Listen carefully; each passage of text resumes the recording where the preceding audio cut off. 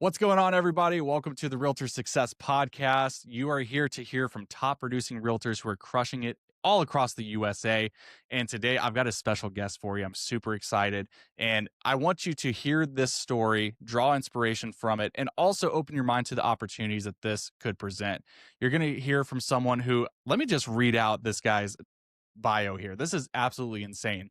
He got licensed in 2005 and since has become a top 1% realtor and team leader worldwide, not just in the US, worldwide, top 1%, selling over 7,000 homes, voted the 30th top realtor in the US by the Wall Street Journal, not a big deal. Currently number one personal attractor for all of EXP year to date. He has brought on over 400 agent partners to our brokerage. This guy's an absolute powerhouse, Mr. Josh Smith. What is going on, man? Welcome. Yeah, no, thank you so much, man. It's an honor to be here, and I'm excited for this, dude. Let's do it. Well, before we get started, I just want to go through some of those stats that we just mentioned. Top 1% worldwide, 7,000 plus homes. This is a guy that you want to, like, I'm just honored that you're giving me the time of day to even, and also, like, we're partnered up here at our brokerage, which is awesome. And the testimonies that I've had from the agents that I have been able to co-sponsor with you is they speak for themselves. People having a refined sense of direction for their business and structure, which so many agents don't have right now. I feel like so many people get into the business and for one reason or another, whether it's a lack of brokerage support, whether it's not tools or resources, the wrong community, whatever it may be, people are struggling. And so much of that comes from just not having structure. But before we get into how you got there, how you scaled, how you're coaching agents, take me back to that first year. It's 2005, and you got some kind of inkling to get into real estate. What was that inkling? Why'd you get into it? And let's talk about that first year. Yeah. So, I grew up in the health club industry. My dad owned and operated gyms for about 30 years, and that was my first love.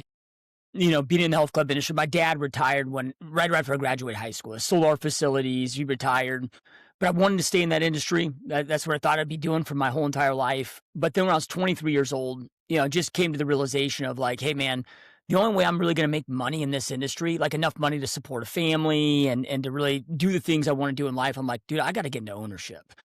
But here I am, 23 years old, college dropout, like $1,000 to my name. To create the facility I wanted to create would have taken about 800 grand, at least at that time.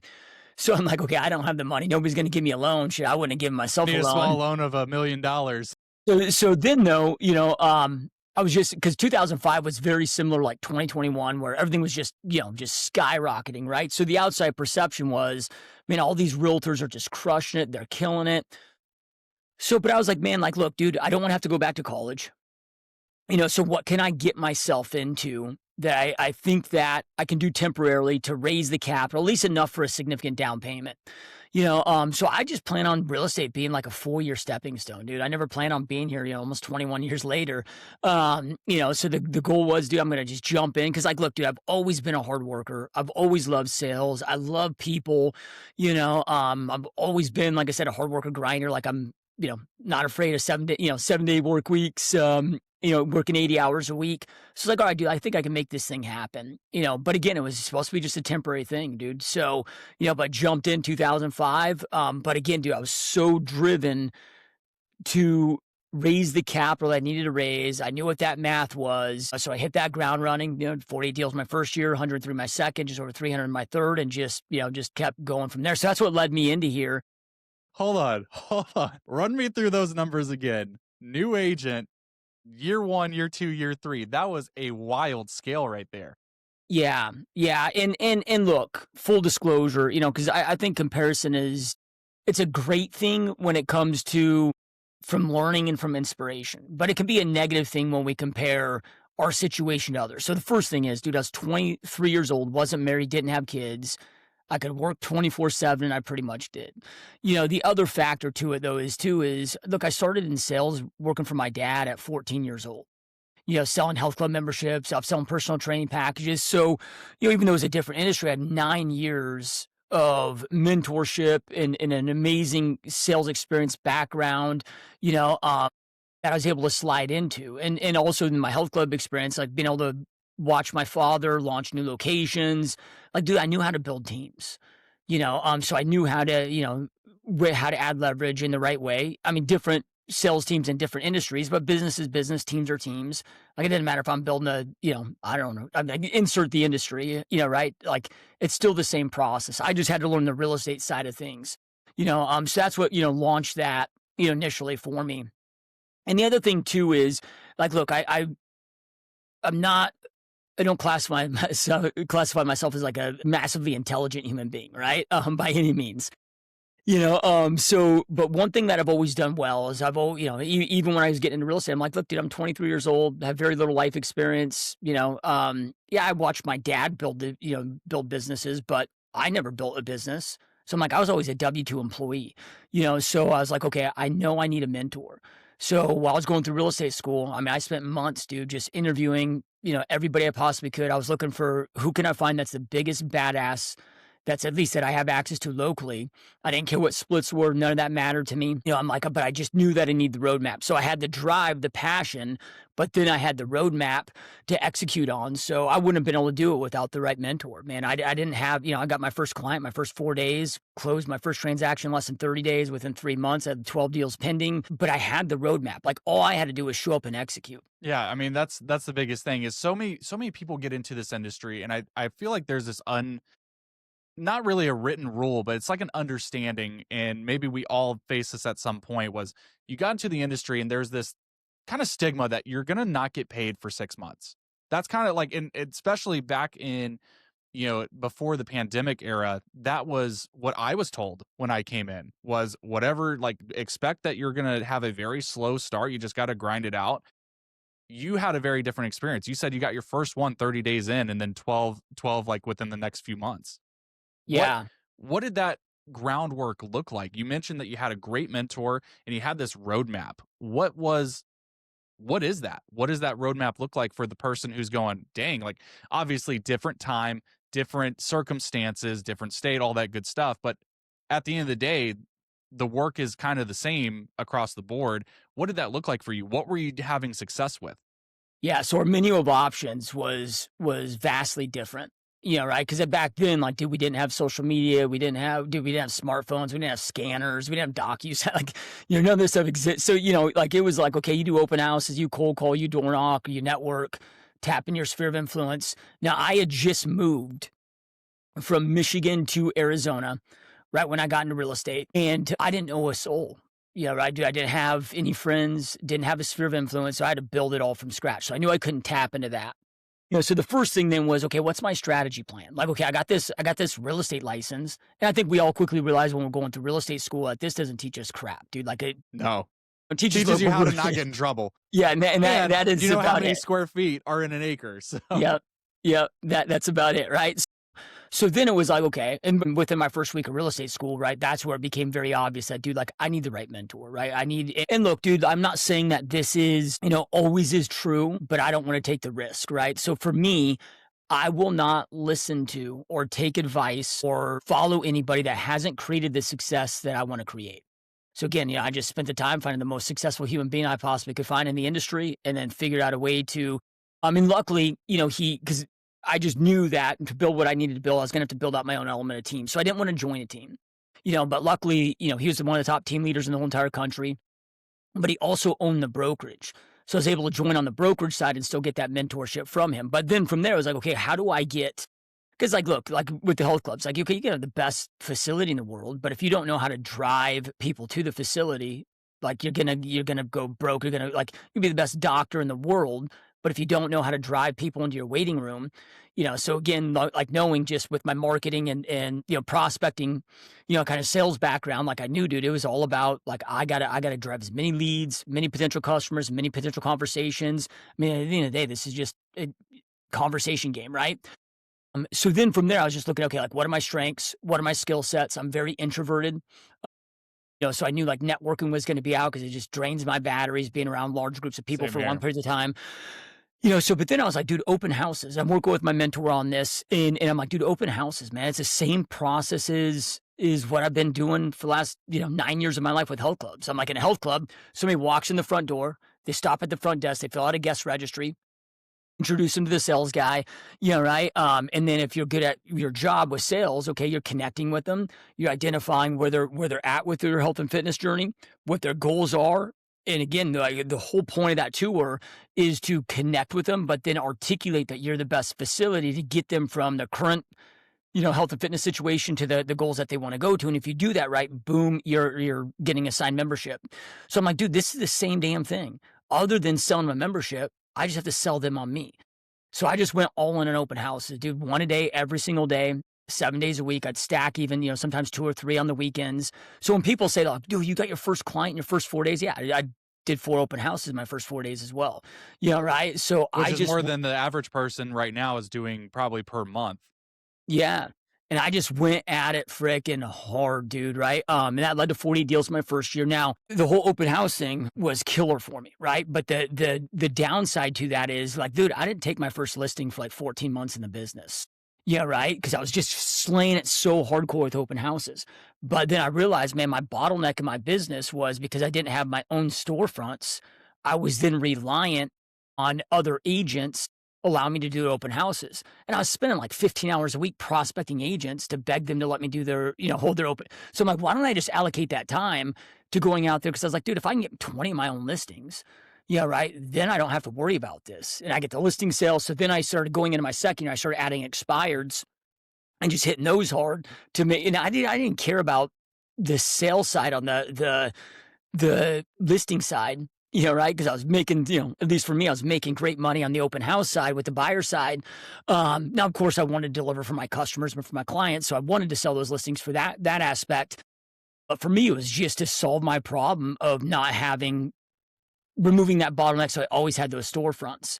And the other thing that I did going from, 48 to 103. So, because, yeah, it's a big jump, right? 48 to 103 to just over 320 my third year, and then just kept growing, right? So, I mean, at the peak of my team, we were doing close to 800 transactions a year, was leverage, right? Because it's like, what I found, like, to get to 40, 50 deals a year, dude, skills, so it's strategy, skill set, and just straight up massive execution. Yeah, right. But then to get to, as an individual agent, to get to 50 from, to 100, like, okay, now it becomes how good of an operator are you? So then it was systems, processes, and leverage. So I wanted to double going into my second year, and I needed a double, to raise the money the capital that I needed to raise. But mathematically, I'm like, dude, there's not enough time a day. I'm in the office every day at 5 a.m. I'm usually done with my workday by 10 p.m., like pretty much 7 days a week. I'm like, there's not enough hours in a day for me to do this.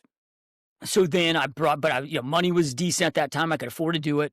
Brought in a full-time licensed assistant working 40 hours a week to take 40 hours a week of admin activities, essential non-money making activities off my plate so I could allocate all of my time on money making activities. That's what led me to 103 deals, right? Then the next year, I didn't think we were going to triple, but I just wanted to double again. But then I was like, okay, the next year I got to the point where I was about 2 weeks booked out from being able to even go on a buyer consultation or listing presentation. Nobody's going to wait 2 or 3 weeks. They'll not wait 2 or 3 days. They're not waiting 2 or 3 weeks. So I just realized, dude, I'm pissing away money here. But and then again, I hit another capacity. So then I knew too many leads, too many customers to work. So let me bring on agents. And back then, dude, like teams weren't really even a thing. So, luckily I had some experience, but real estate's, are some differences. So I was kind of like jumping off the cliff and building a parachute on the way down. Right. Figuring it out. Right. But then I started adding agents to build the overflow. Then and that's just been the whole entire, 19 years of me running a team has just been, making sure we got the right strategy, making sure we have the right skill sets, making sure that we have the right execution plan. But then from there, process, systems, and leverage, because like the game doesn't change. Doesn't matter if you're an individual agent or you're a mega team of like the biggest I had my team before I started focusing on the brokerage side was 114 agents on my team. That's just 114 of us playing the same game, but now we can play it at a higher level. And I'm getting paid on all 100, off all those. I'm getting override on all those deals too, right? So it allows, because you get to a point where you're going to hit these capacities, right? And that's been my whole thing is how do I break the capacity to get to the next level? Yeah, there's a couple really great insights there. Number one, you said I had to get known, right? So many people, I think, especially new realtors, there's this thing where you almost feel like you have to wait until you hit a certain point to have a base level understanding of everything. I need to make sure my email signature looks good. I need to understand contracts front and back. Really, it's just go and do the work, because if you know everything about being a realtor and you have no one to service, you're the best kept secret in town. Versus the opposite problem of high producers that I've realized, people like Sum and Kim and yourself, as a new agent, it's I just got to get exposure and I'll figure it out as I grow. And that's the biggest thing is you're gonna have the help, or you have that brokerage support, you have your partner support, your team support. So go go fix the actual issue of getting as many people as possible to know about you and to feel like they know, like, and trust you enough with one of the biggest transactions they'll ever be a part of. So, love that takeaway. And then the second thing, you mentioned the bottlenecks and the different obstacles that you face when you're scaling your business. So many people, they get caught up on maybe trying to do too much themselves. And one thing that I love that you mentioned is you leverage. At a certain point, I'm being held back by not hiring an admin to free up 40 hours of all this other, lower paying or lower dollar per hour activities, and that's restricting my business. There's probably people listening right now who they're in that position. Maybe that's helping them self-identify some things that they could leverage out. Every person I know that's a high performer has hit a point where they started realizing and going, you know what? I just missed out on an hour or two of prospecting because I was doing contract, because I was, playing TC for myself because I want to save $390, per transaction. And at a certain point, you need to trade those out. Business owners value their time at a certain dollar per hour. And if those activities can be done for a less dollar per hour by someone else, that is positive leverage. So love that. I also want to talk about early on in your career, did you ever hit kind of what I'll just call like an oh shit moment? Yeah. And what did I just get myself into, and how'd you get around that? Yeah, I mean, it's a lot, dude. Just from the little things, they may not feel little in the moment, but about 6 months into this industry, I know like buyer broker agreements by law are like a thing that we all have to do. But back then, like until this whole NAR stuff, like the vast majority of this industry didn't do buyer broker agreements. But then about 6 months into this journey, dude, I was like, I just been burned already too many times. We spend 3 weeks with a customer, showing them all these properties, taking them out to lunch, and then they ghost you, and then you find out that they bought a house through somebody else through an open house. I had numerous of those. So then it was like, oh crap, I got to protect myself here more. Like I will commit to my customers, to my clients at the high, and everybody that's watching or listening to this, take this with a grain of salt, but this is my confidence level for myself. I don't believe that. Like when I go on a buyer consultation or listing presentation, I'm 100% certain on that I am the best person for the job. I truly believe that I am allowing them to do a disservice for themselves if I don't get them to sign on the dotted line with me, because I know with the vast majority of our competitors how they operate in this business. So then from there, though, I was like, okay, I'm going to start treating my buyer consultation just like somebody would a listing presentation, and doing strict buyer consultations, getting buyer broker agreements signed. I will not take on a buyer unless they're committed to me, right? Like I'm not going to commit my time to them. So, little things like that. The biggest aha moment was because 2005, is when really the market peaked.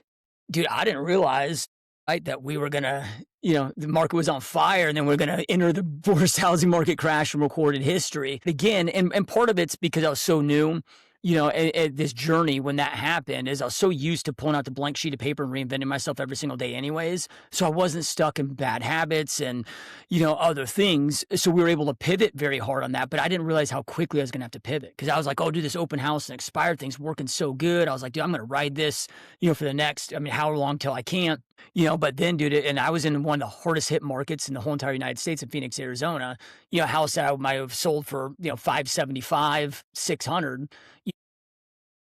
At peak, at the bottom, that thing's selling for like 200. Like our market was Gosh. just ripped apart. Acre properties I was selling for 150 grand per acre. Now I'm selling for 5,000.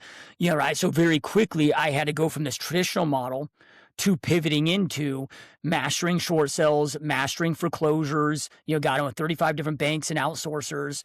So this is, the lesson that taught me was, like, dude, like what worked yesterday doesn't work today. What works today isn't going to work tomorrow. Like you always have to make sure you are keeping a pulse on what's going on in your market, who's buying, who's selling, why they're buying, why they're selling, where they're coming from, where they're going, and assessing that so you can pivot and adapt with where the market is at and where it's heading. And by learning that lesson though, I mean, it's allowed my business to grow for 20 plus years straight now and never having a down year, not because I'm somebody special, but it's because I obsess over the trends in the market and how to pivot and adapt. So I didn't realize that, hey, because I'm in 2007 and it happened on accident, dude. So I take this listing and, you know, um, and I don't know, 3 days before close, whatever, I get a call from the title company. They're like, yeah, when's the seller planning on bringing in their funds? I'm like, what are you talking about? They should be getting money back. And they're like, no, they have, they got their mortgage, but then they have this line of credit. So then I called my sellers. I'm like, hey, wait a minute. Like, you guys told me that this is what your mortgage payoff is. This is what you got from the bank. Yeah, you didn't disclose to me that you taken out a line of credit on the property, So I had that conversation. Well, they knew they took it the line of credit. They just didn't realize it was attached to the damn property. Yeah, right. Surprise. So then I'm like, okay, what do we do here? What are our options? Because they didn't have the money to pay. And then that's when I discovered a short sale. Well, then it so happened, and again, so that was my first experience with actually having to process a short sale and figuring that out. But then all of my expireds, it got to the point where they're expiring because they weren't priced right. They weren't priced right, not because they weren't willing to lower the price. It's because they couldn't, because now they're underwater. So then I had to, start navigating hella with short sales and navigating, hard with, REOs. So about 2007, so I had about 2 years of hitting expireds in open house is really hard, but then it at least felt like overnight having to pivot into, REOs, short sales, and just business just changed overnight so damn fast. Adaptability, it's the name of the game. You've got to be a chameleon to whatever the current circumstances are. If you were in that market and still trying to sell luxury properties at premiums, like, probably sitting there going, "Oh, my business isn't panning out the way I thought." You adapted, you went into something that you were unfamiliar with, learned how to do it, and then helped others do it. That's how you have to play this game to have the career that you had, to be able to have the longevity within this business. There's other really exciting things that we're doing here at the Wolfpack. We'll get into that a little bit later, but I just love that you mentioned the adaptability. I'm not a one-trick pony. I can learn. I'm constantly learning.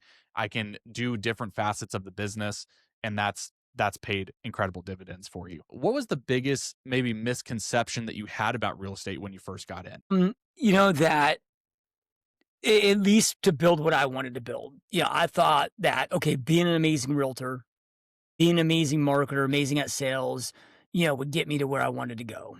But then as I started building the team, the biggest wake up call I had there is the ability to build and scale a team has almost nothing to do with the ability to be a great realtor and great, great at sales. I mean, it's important, but it all comes down Can to how help from Yeah, it can help from like an allure standpoint. Like, it's like a proof of concept. I've sold this, therefore I can maybe help you sell that too.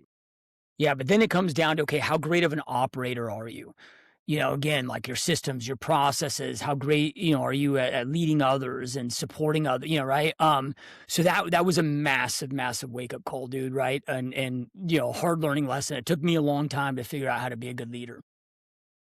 Yeah, as I've got before we go to the next question, I want to kind of touch back on your experience having gone through that really hot 2005 market, the biggest housing crash in recorded history.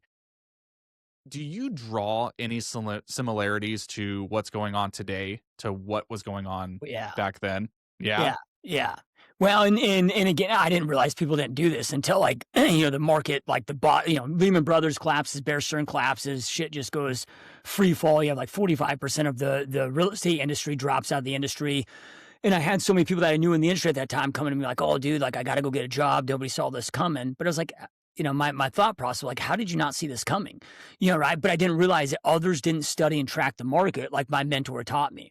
So, from January of 2005, when I got in the industry, all the way through today, it's like month over month, dude, I'm tracking, inventory rates, number of active listings, number of closed sales, number of pendings, average list price, median list price, average sales price, average sold price, days on market. Like I'm tracking everything every single month so I can see those trends. Because if you're under 3 months of inventory, right, you're going to be a seller's market where there's more demand than there's supply. So, okay, you're going to, prices are going to go up. 3.1 months to about 4.5, 5 months is going to be a neutral market. I mean, there's about equilibrium of buyers and seller demand, so we're going to have probably just your typical healthy 2 to 3% year-over-year appreciation. But then you start getting above 5 months of inventory. Now we're well into a buyer's market where there's more supply than there is demand. Now prices are going to come down. Well, if I'm watching that every single month, I can start to predict like where this market is heading and what it's going to, and I can start prepping myself accordingly. But just like in 2007, where I'm starting to master short sales and getting all these banks, dude, I had so many agents that were coming to me like, oh, dude, this market, like it's never going to crash. Real estate isn't crash. I'm like, what are you talking about? Real estate historically is a boom and bust crash market. Like, and not meaning in all markets, but definitely mine. But if you look at nationwide, like there's been a lot of, now 2008 was the most severe, to date. But yeah, same thing now. Like I've been talking about it since about 2019. Now, what I didn't realize, because if you look at 2019, 5 months before the COVID lockdowns hit, so in September of 2019, there was a shadow banking repo collapse that was every bit as big, if not greater, than what we saw during the Great Financial Crisis, because that's what really the liquidity back end dried up, and that's what really created the Great Financial Crisis. So in 2019, September 2019, there was one that was same magnitude of size. The only difference is instead of letting Bear Stearns and Lehman Brothers collapse and then to create panic, is Federal Reserve was ahead of it. So there's a $6 trillion bailout 5 months before COVID. Yeah, right. So I'm, watching all of that and watching leading up to that, studying the back end. And so I was anticipating another big freaking bust, right? But then I didn't realize that we were going to print 50% of every dollar in existence that's ever existed since 1776, right, in the United States in a 2-year period of time that really propped this thing up. I didn't realize that the Federal Reserve was going to come in and buy $90 billion a month of mortgage-backed securities. Something, I mean, there was just shit that was done that's never been done, never would have fathomed that would be done. It was unconstitutional to do it, but they still did it, But then, yeah, now I'm prepping for what we're stepping into to be worse than the Great Financial Crisis. Wow, I'm not saying that's it's coming. Yeah, That's I'm not coming saying from a data, like just hard facts. Yeah, and if you want me to unpack that, now I'm not saying it's going to be. I don't have a crystal ball. Other more brilliant minds than myself, like Warren Buffett, is predicting it. Right? Warren Buffett, for the first time ever, has more money in T-bills than the Federal Reserve does. So what does that show with Warren Buffett's moods? That he does not find any good place to go park his money. So he's parking it where he could just get a guaranteed 4 or 5% returns with treasury bills. But if you look at this, okay, the consumer today is in a way worse off position than they were leading into the Great Financial Crisis or even leading into the Great Depression. Like we've never seen a period of time where the gap between debt and savings has been so wide. In no point in recorded history have we seen it accelerate at this path. So the consumer's already done, right? The consumer's already broke, right? They're already done. It's the most unaffordable time to be alive as a U.S. citizen. Now we're starting to see mass layoffs. 2026 is going to probably be the first, mass wave. But we already, like Amazon just laid off 30,000 people. Microsoft just laid off 15,000. With AI, like there's predictions that Amazon will lay off 600,000 workers by 2030. Like everything will be fully pretty much automated. Right? You got corporate bankruptcies, the highest that we've seen over 15 years. But one of the differences, like, okay, leading to the Great Financial Crisis, that was a U.S. issue that the rest of the world felt. This is a global issue. Right? Meaning, the debt bubble that we are in, and the U.S. is like as bad as the shit is here, dude. Like we're in one of the best positions. So like this is a massive global problem, and I don't see a way out of this, dude. I mean, they can try to continue to print their way, but like I think we're at a point where like you can kick the can down the road for so long until you run out of road, and I think that we are there. I don't think anything that they do is going to be able to fix this, and it's when I say it's going to get ugly, that's not to depress anybody. There's during times of chaos is when there's the biggest opportunities for those of us that like my most profitable net years, at least for my production business, was during the Great Financial Crisis. I just felt like I was printing money, dude. Right? It was so gnarly, dude. Right? During those times, but I positioned myself to take advantage of those opportunities in those markets. And I can go deeper into as to why I have those predictions, but I'm just telling everybody right now, like things are going to get a hell lot worse before they get better. Like you better be prepared. You better be positioned. You better make sure you got the right strategies in place to capitalize on those opportunities. No, I appreciate you sharing your insights into that, and it's been interesting just as a realtor myself, kind of sitting back and watching, realtor.com or whatever website posting their predictions, and they've had a lot more rosy colored glasses than I've had, just based on, my market here in Austin. We're the number one buyers market in all of the USA right now.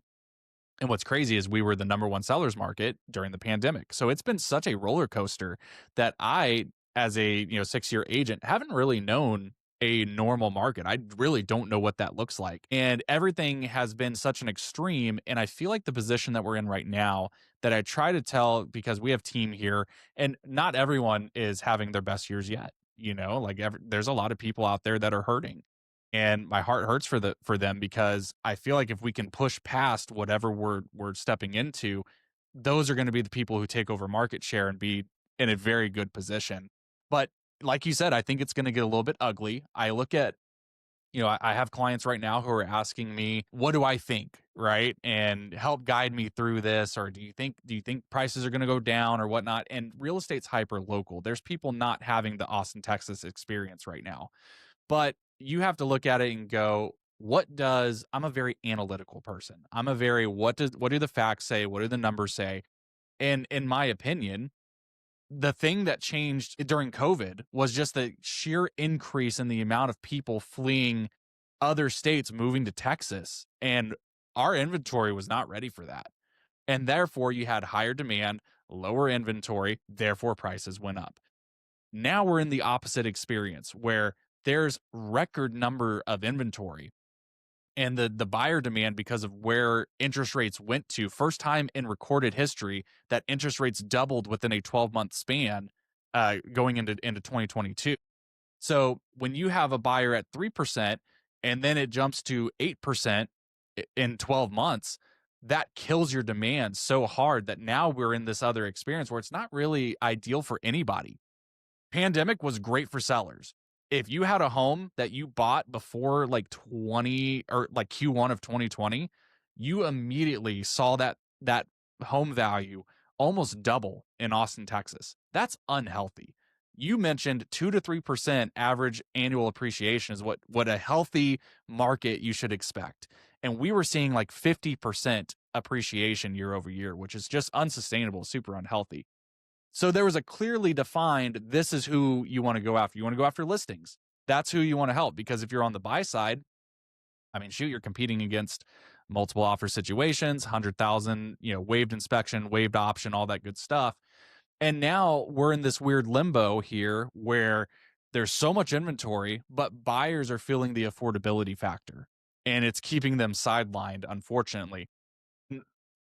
I would say a majority of buyers. I think what's the savvy buyer right now, or the savvy realtor rather, is going after people who interest rates don't affect. So you have like your institutional investors, you have cash buyers, and people that have to make moves, right? If you're catering to the person who's waiting for it to be an ideal time, you might be waiting for a bit. Really, it's going after those people who relocation. I'm moving because of a job. Probates. Short sales, people who are in a tough situation who bought during the pandemic and now they're upside down in a house. It's all goes back to that adaptability that you mentioned earlier. I just really appreciate your insights, because I think it reinforces kind of some of the things that I've been thinking and I've been sitting here wondering, when people are like, prices are going to go up and we expect this much percentage of buyers to return to the market. I'm just like, that seems really optimistic. Yeah. So I didn't know if I was too off base there. No, you're on target, dude. And look, I mean, none of us have a crystal ball. So what served me really well my whole entire career is hope for the best, plan for the worst. If I'm playing and playing correctly for worst case scenario, if it doesn't happen, okay, I'm good to go. If it happens, okay, I'm good to go. Yeah, right. So this is why I said earlier, I'm prepping for this to be worse than the Great Financial Crisis, worse than the Great Depression. And again, there's very specific reasons. This isn't me just, I mean, there's very specific reasons that back this why I'm making these predictions. But with that, and you hit it on the head, dude, is like in a market like this. And again, this just, this is a market none of us have ever seen before. Nobody's ever seen anything like this. I mean, I have homies that have been in this business for 50 plus years at a high level. They have never seen anything like this. Again, it's the most unaffordable time to be alive as a U.S. citizen. to ever exist in recorded history. The average Gen Z today in their 20s has 90% less purchase power than a boomer did in their 20s.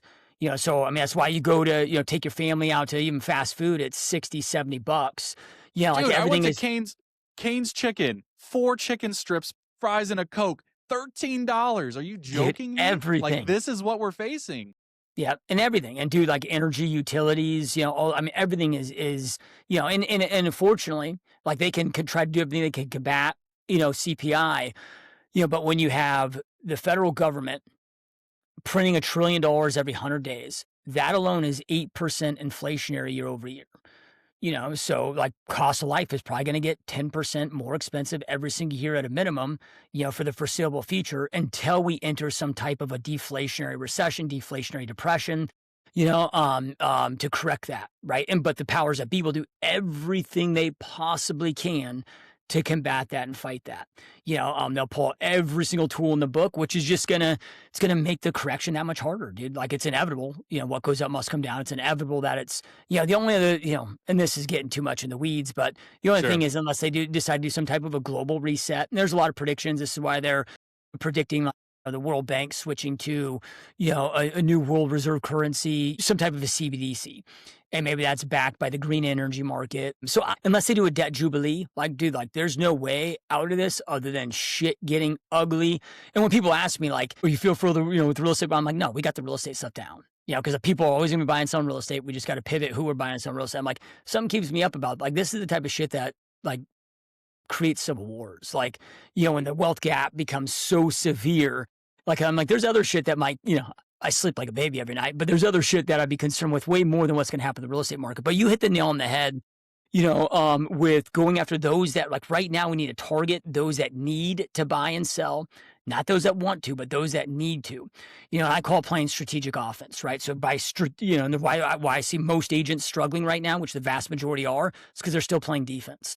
They're waiting for shit to come to them. Like we got to switch to strategic offense. So by strategic, I mean identifying those that need your services at the highest level.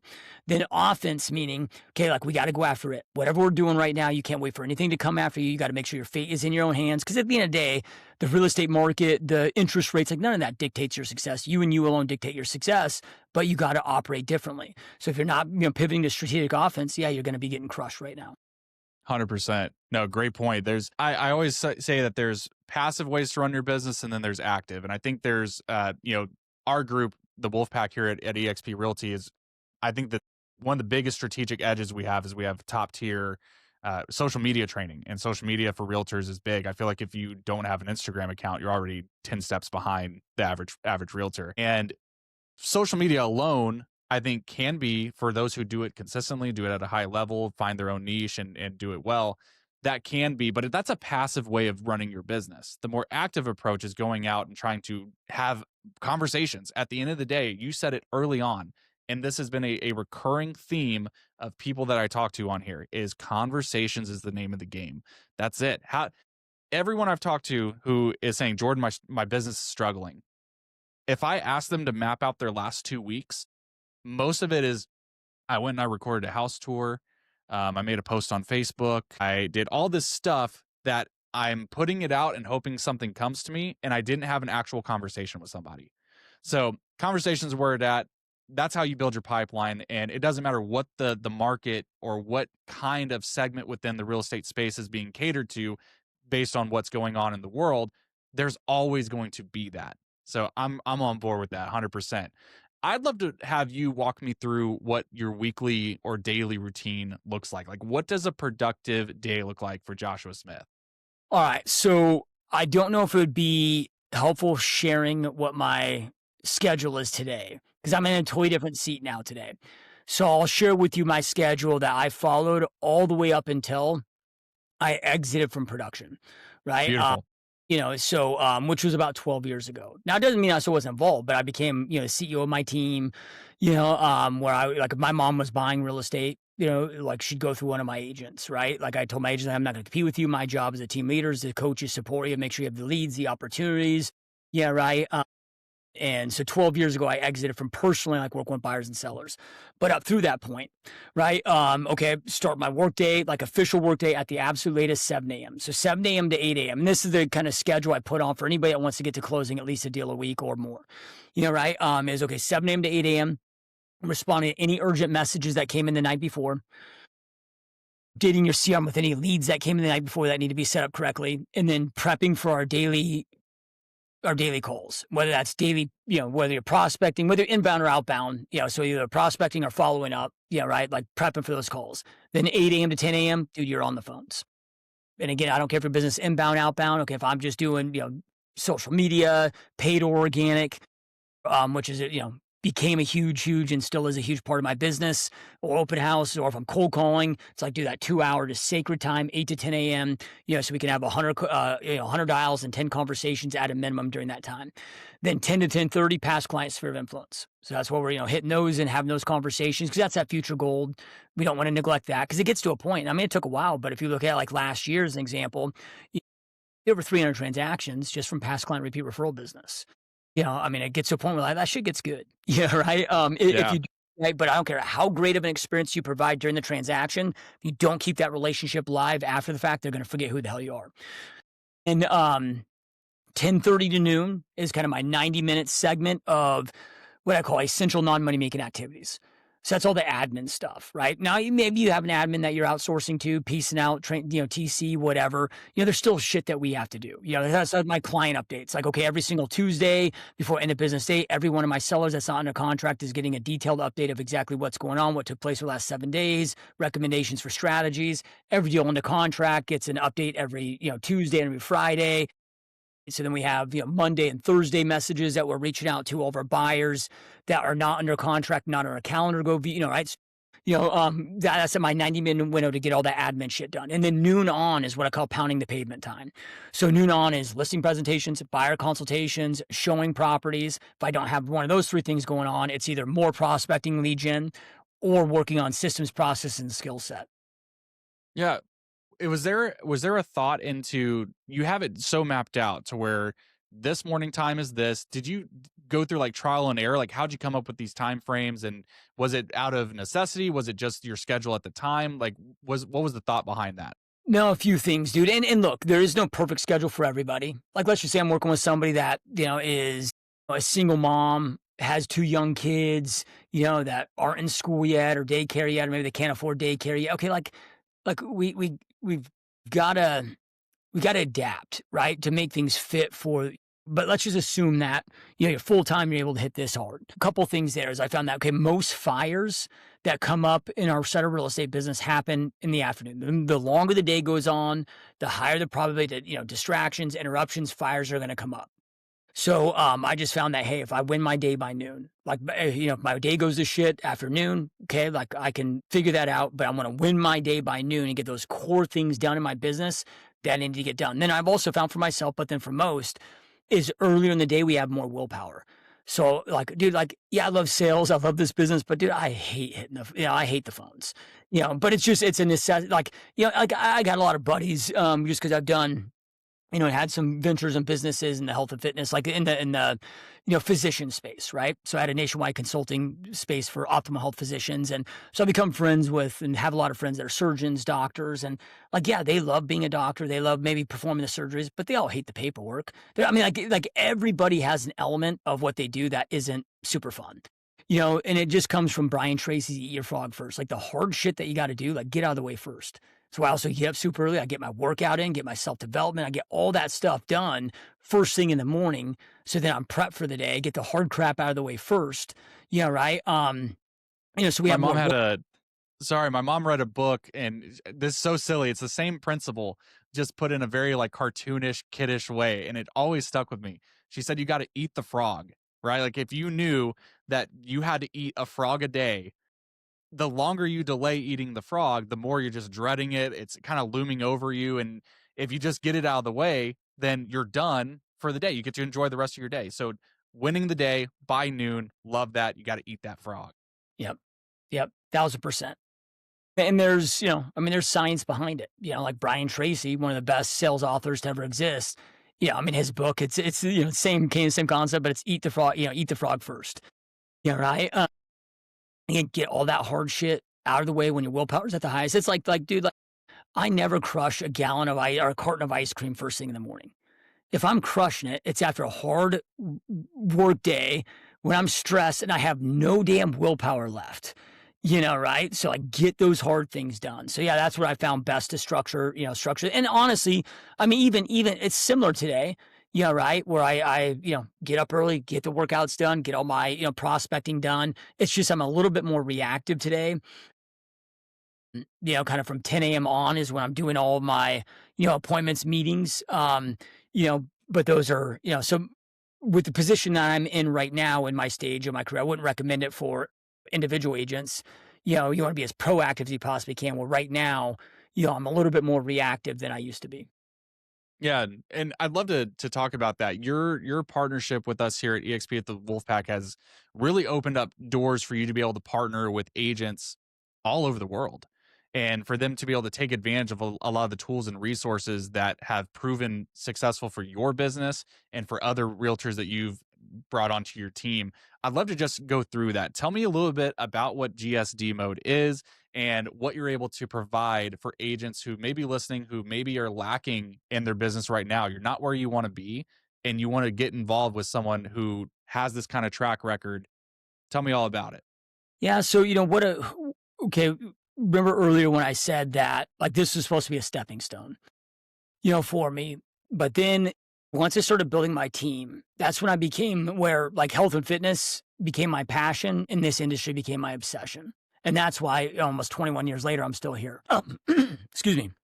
And the reason why I became obsessed with it is, once I started seeing the impact that I was able to have on my teammates' lives, other agents' lives, being able to, bring somebody that's, struggling, that's almost on the verge of getting, dropping out of the industry, they're delivering pizzas on the side or now today driving Uber or whatever. But then, okay, 3 years later, I mean, they get the credit, they put in the work, but being able to give them the roadmap and provide them the skill sets and help being a part of their success journey, where in a couple of years now they're making $500,000 a year. It's really changed their whole family dynamic forever. And I just became addicted to that, right?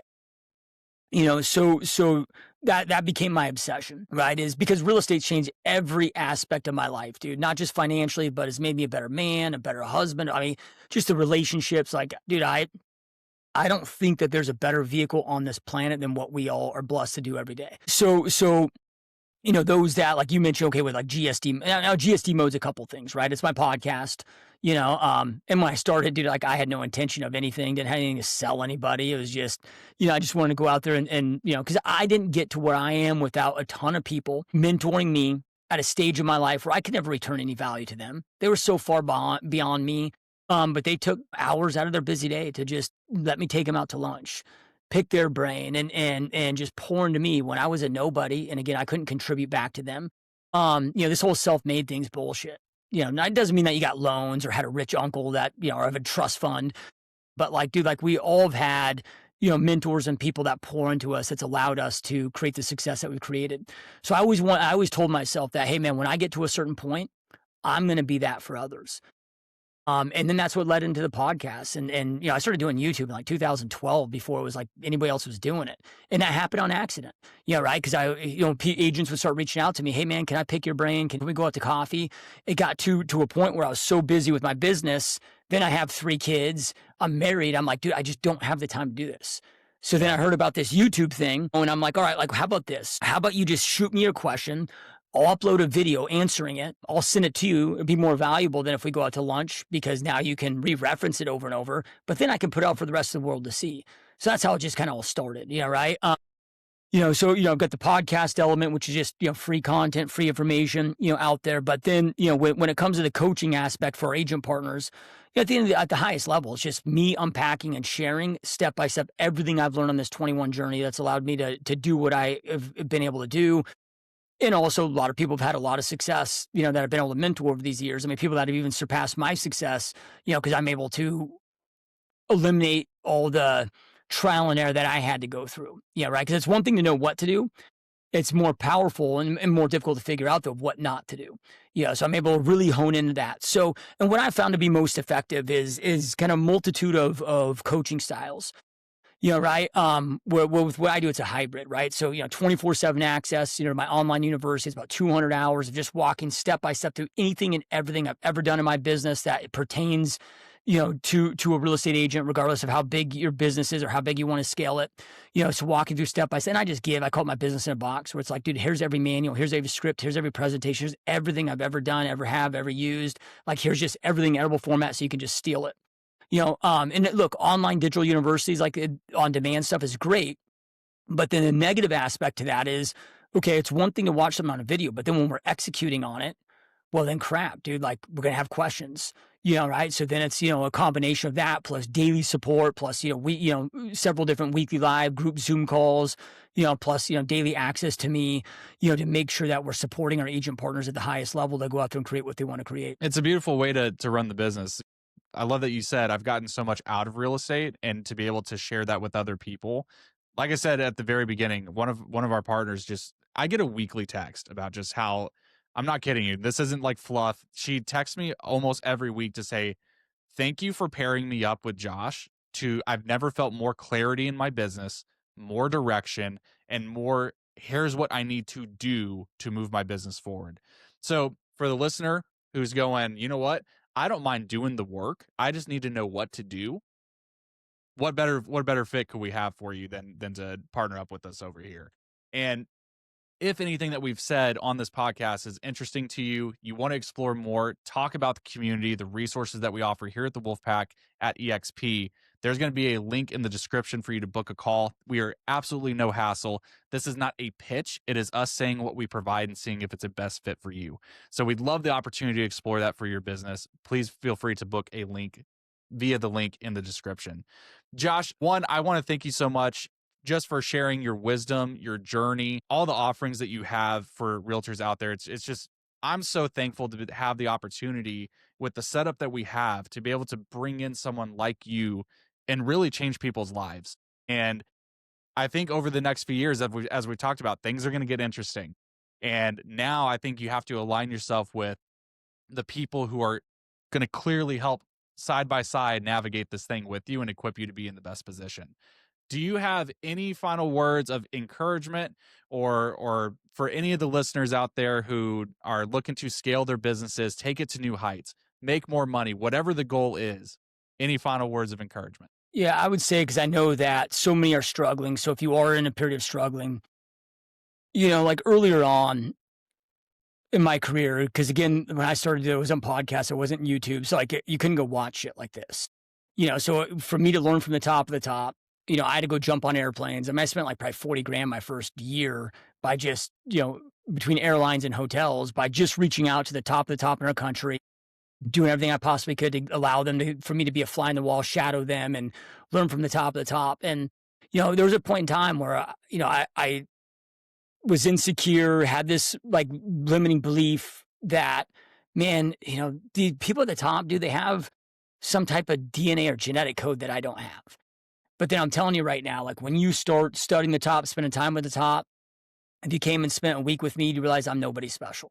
Yeah, right. I've just found that these are people that don't give up. They don't stop. They don't quit. God does not reserve problems for a select few. We all go through our own shit storms.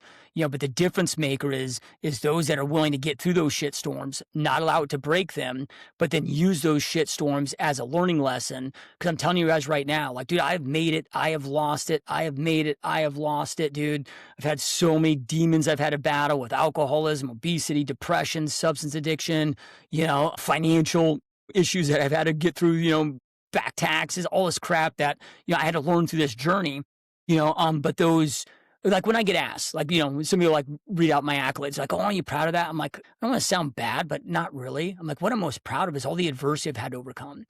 That's what really defines you. That's what allows you to metamorphosize into the next best version of yourself that you must become to accomplish what you want to accomplish. You don't make your goals happen. You need to grow into the person that is capable of making your goals happen.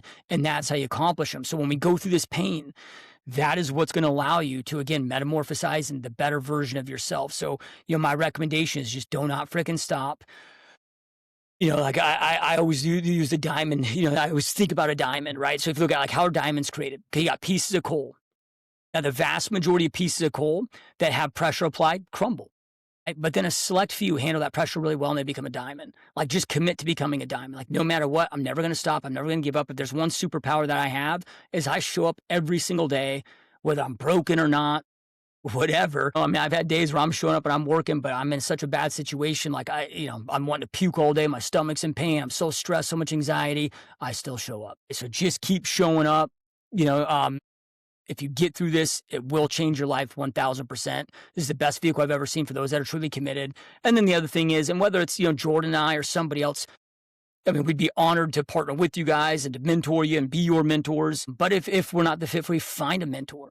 Like don't, the biggest mistake I think most in our industry make is they're so focused on just little fees, little splits, but it's like they don't calculate the cost of staying in the status quo that they're in. They don't calculate the cost of not experiencing the growth that they want to experience. The best of the best all have the right mentor.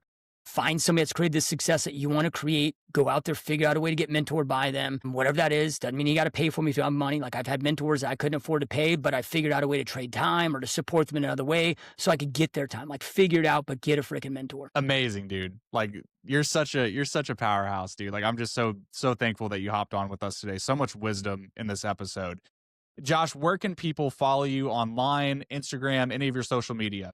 Yeah, so like Facebook, Instagram, like it's all just Joshua Smith GSD. So GSD stands for Get Shit Done. It's not nothing fancy, but Joshua Smith GSD. My like YouTube, just GSD mode.